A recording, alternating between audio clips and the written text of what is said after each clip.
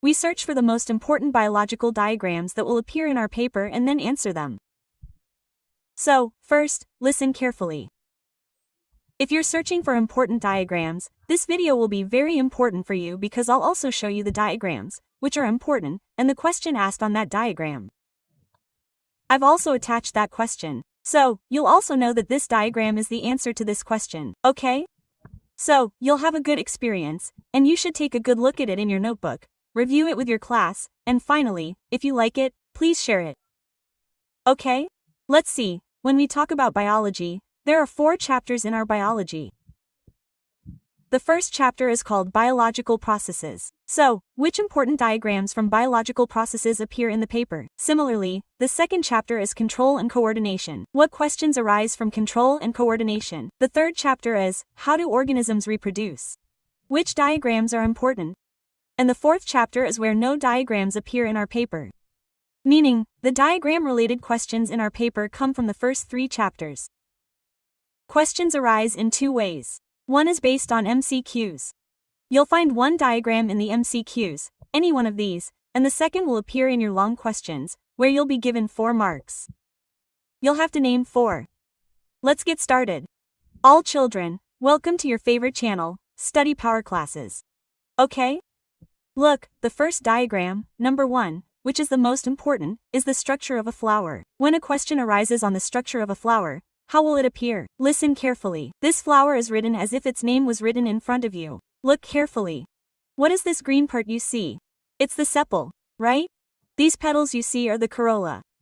Right? This is the receptacle. This is the pedicel. What you see in the middle is the ovary. What is this point at the top? It's the style, right? This whole stalk you see is the stigma. Right? Got it? This will be the stigma. Right? This one at the top is the stigma, right? And this middle stalk is the style. This is the ovary. This point you see is what? The anther. And what's inside it? Pollen grains. Because these are the parts of the stamen. Look, this is the anther, and this part you see at the bottom, this tube, you can see on the stalk, is the stamen. Right? So how will the question come up on the paper? Draw the same diagram and write the names I told you about here.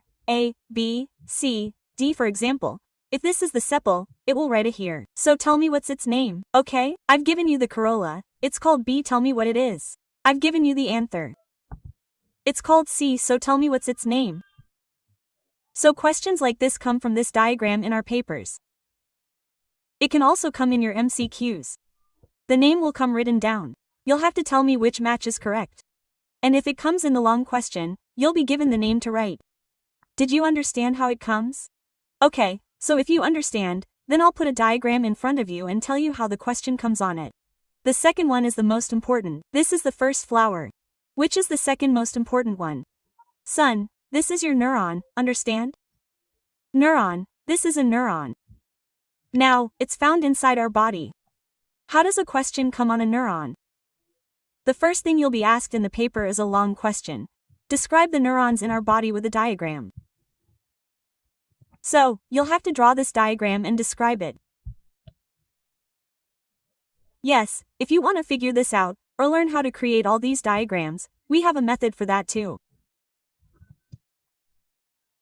Just comment and I'll tell you the trick to creating all the diagrams. But before the trick, it's important to know which diagrams we need to memorize and how the questions on them appear in the paper. Okay, watch the entire video very carefully until the end. You'll get a clear long question from this, and you'll definitely get 2 or 3 MCQs. Okay, watch carefully. So, this is our neuron. So, look at how the question on the neuron appears in the paper. This is the question in our paper.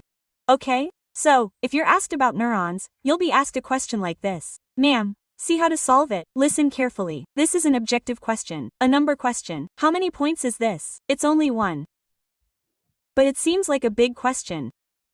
Listen carefully. Look here, a diagram of this entire neuron has been drawn. Look up here, this thin structure is named A. Now you have to sort out which one is A. Is it a nucleotide or an axon? Meaning, it's either an axon or a nucleotide. We all know what we have. What do you call it? Tell me. What do you call it? It's called an axon. Okay. What is this? The cell body at B. The circular part you see at B is the cell body. So, the cell body at B should be the cell body. The cell body at B is the cell body. The myelin at B is wrong. The cell body at B means either option A is correct or option C is the cell body at B. No. Okay, cross it out here. This D and A